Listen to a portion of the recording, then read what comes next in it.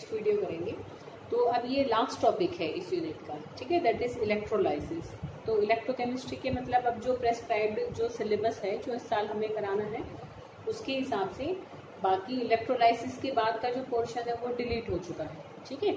तो हम अब लास्ट टॉपिक करेंगे इस यूनिट का एंड दैट इज इलेक्ट्रोलाइसिस, ठीक है बेटा। तो देखो इलेक्ट्रोलाइसिस क्या होता है।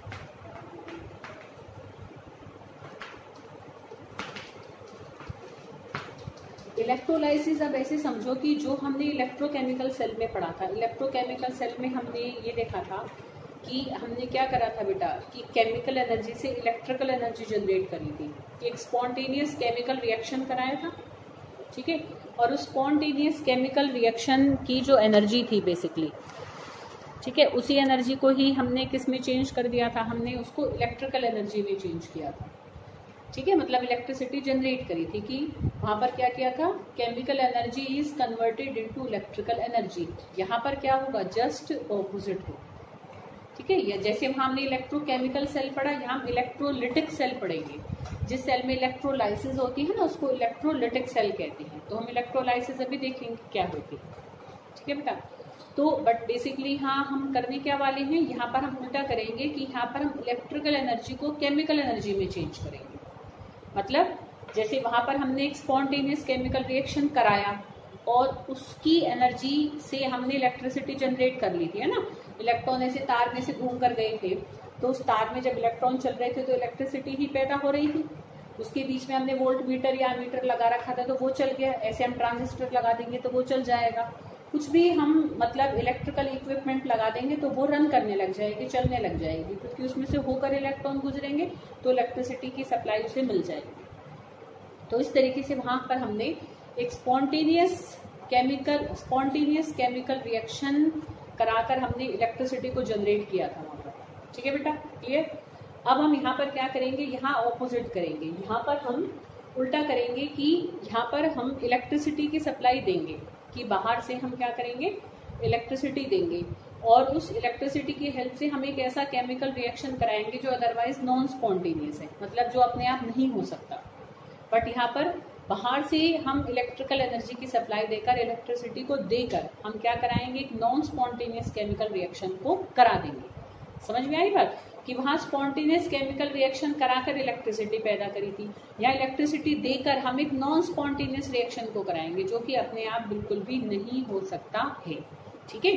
तो वो हमारी इलेक्ट्रोलाइसिस होती है, ठीक है बेटा। तो अब हम उसको समझेंगे कि बेसिकली इसमें हम क्या करेंगे, ठीक है।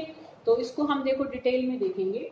तो इसके लिए देखो जैसे यहाँ पर भी हम क्या लेंगे, एक वेसल लिया, समझ में आई ना बेटा बात। यहाँ पर बेसिकली क्या होगा, हम बाहर से इलेक्ट्रिसिटी देंगे और उससे एक नॉन स्पॉन्टेनियस केमिकल रिएक्शन को कराएंगे। Means here electrical energy is converted into chemical energy, ठीक है। अब देखो जैसे यहाँ पर हमने एक बीकर लिया, एक वेसल ली, इसमें हम यहाँ पर ऐसी इलेक्ट्रोलाइट भरेंगे।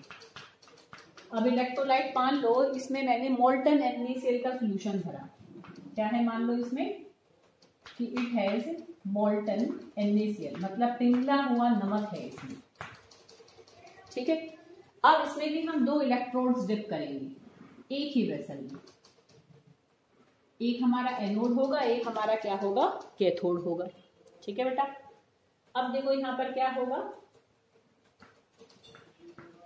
यहाँ पर हम क्या है कि इसको अब हम बैटरी से कनेक्ट करेंगे, कि मान लो ये हमारा क्या है, एनोड है और ये हमारा कैथोड है। तो इसको हमने बैटरी से कनेक्ट कर दिया है, ठीक है ना। तो सीधी सी बात है, जो हमारा बैटरी के नेगेटिव पोल से कनेक्टेड होगा वो हमारा कैथोड बन जाएगा, जिसको हम बैटरी के पॉजिटिव पोल से कनेक्ट कर देंगे वो हमारा एनोड बन जाएगा। Generally cathode negative, anode positive होता है। Only in case of electrochemical cell वहां पर ऑपोजिट होता है। वहां ध्यान रखना है बेटा तुम्हें एनोड और कैथोड के साइन का, ठीक है। तो यहाँ पर हमारा एनोड नॉर्मल है, जैसे फिजिक्स में भी होता है और भी जगह कि एनोड हमारा पॉजिटिवली चार्ज इलेक्ट्रोड है, because it is connected with positive terminal of battery, ठीक है। और कैथोड हमारा नेगेटिव इलेक्ट्रोड है क्योंकि इसको हमने नेगेटिव टर्मिनल के साथ जोड़ दिया है, ठीक है, क्लियर। अब देखो क्या होगा, इसके अंदर क्या है, मोल्टन NaCl है, पिघला हुआ नमक है, ठीक। पिघले हुए नमक में क्या बनेंगे, सोडियम आयन और क्लोराइड बनेंगे। कैसे, कैटाइन और एनायन अलग हो जाएंगे। जैसे ही बैटरी से सप्लाई आएगी ये एनोड हमारा कैसा हो जाएगा, पॉजिटिवली चार्ज हो जाएगा, और कैथोड हमारा कैसा हो जाएगा, एकदम नेगेटिवली चार्ज हो जाएगा। तो जो आयंस हैं वो अपोजिट इलेक्ट्रोड्स पे मूव करेंगे, ठीक है बेटा। तो पॉजिटिव आयंस हमारे, बिल्कुल सिंपल सी बात ध्यान रखना, ऐसे भी ध्यान रख सकते हो सी से, कैटाइन जाएंगे कैथोड पर और एनायन जाएंगे एनोड पर, ठीक है।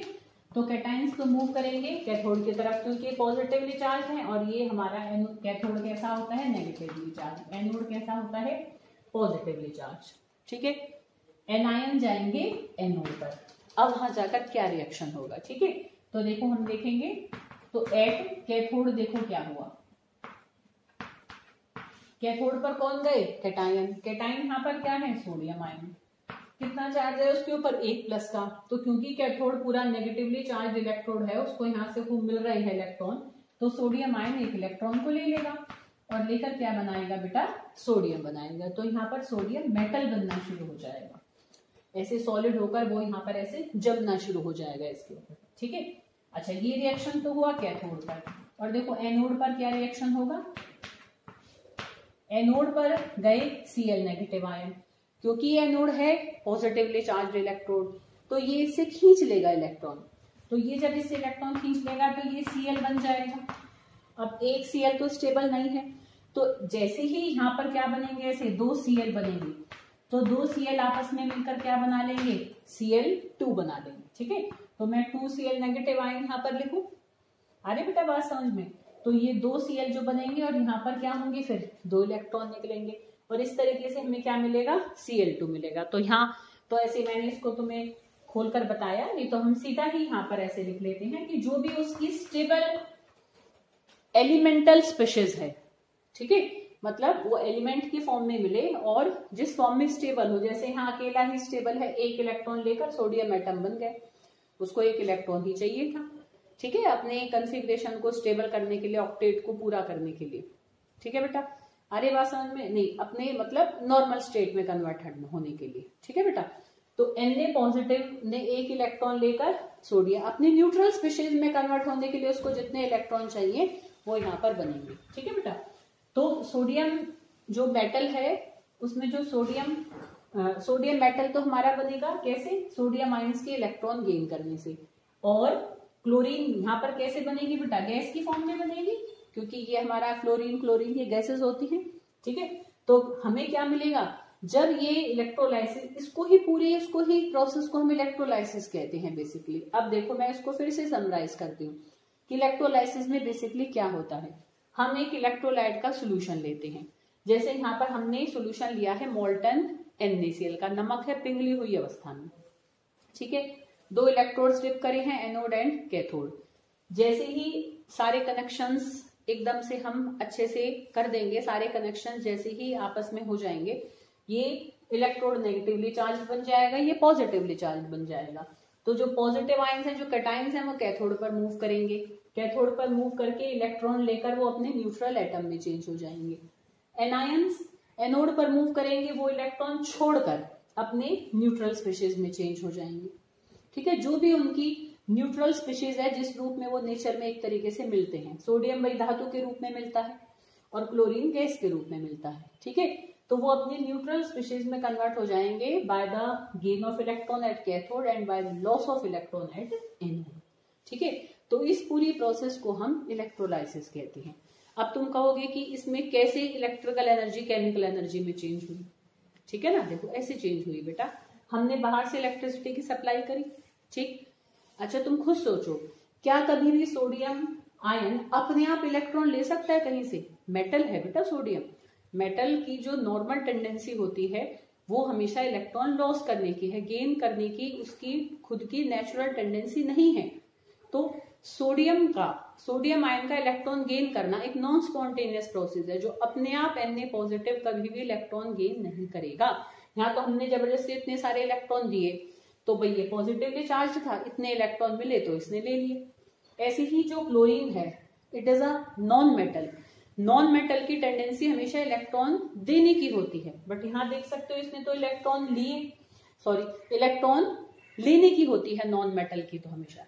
भाई मेटल की तो क्या होती है, देने की होती है, पर मेटल ने देखो यहाँ पर गेन करा है, मेटल आयन ने यहाँ पर गेन करे हैं इलेक्ट्रॉन। और नॉन मेटल की टेंडेंसी हमेशा इलेक्ट्रॉन लेने की होती है, पर यहाँ पर क्लोरीन ने इलेक्ट्रॉन उल्टा छोड़े हैं और क्लोरीन गैस बनी है। तो जो यहाँ पर इलेक्ट्रॉन लेने देने का काम जिन स्पीशीज ने किया है वो उनकी नेचुरल टेंडेंसी नहीं है, तो यहाँ हमने जबरदस्ती वो काम कराया है, तो it is a non spontaneous reaction. ठीक है, हम मिलाकर फिर उस रिएक्शन को लिख भी सकते हैं कि बेसिकली क्या हुआ है कि Na पॉजिटिव और Cl नेगेटिव ने यहाँ पर एक तरीके से क्या किया है कि यहाँ पर हमारा क्या बना, इसको हम ऐसे भी लिख सकते हैं। ठीक है, और यहाँ पर फिर क्या बना है, सोडियम मेटल और क्लोरीन गैस बनी। तो ये एक तरीके से नेट रिएक्शन हमारा इस प्रोसेस में हुआ। ठीक है, तो such chemical decomposition of an electrolyte, भाई इलेक्ट्रोलाइट का केमिकली पहले टूटना, भाई पिघलाते या पानी में घोलते ही टूट जाएंगे। ठीक है, तो the chemical decomposition, chemically decompose होना, टूटना, the chemical decomposition of electrolyte followed bye, एक तरीके से क्या हो रहा है, फॉलोड बाय गेटिंग देयर एक तरीके से neutral products at anode as well as cathode. Anode पर भी हमें यहाँ पर एक प्रोडक्ट मिलेगा और कैथोड पर भी एक स्टेबल प्रोडक्ट मिलेगा। एनोड पर हमें यहाँ पर क्या मिली, क्लोरीन गैस मिली, कैथोड पर हमें यहाँ पर क्या मिला, सोडियम मेटल मिला। ठीक है, समझ रहे हो। तो इस तरीके की chemical decomposition of electrolyte followed by getting their stable products by the supply of electricity is called electrolysis. तो उसको हम इलेक्ट्रोलाइसिस कहते हैं। सिंपल भी कह सकते हैं the process in which we convert the electrical energy into chemical energy is called electrolysis. तो उसको भी हम इलेक्ट्रोलाइसिस कह सकते हैं। ठीक है, तो दिस इज अबाउट इलेक्ट्रोलाइसिस। ठीक है, ये हम कहते हैं कि इलेक्ट्रोलाइसिस क्या होती है। आगे इसका हम मैथमेटिकल एस्पेक्ट अब नेक्स्ट वीडियो में देखेंगे।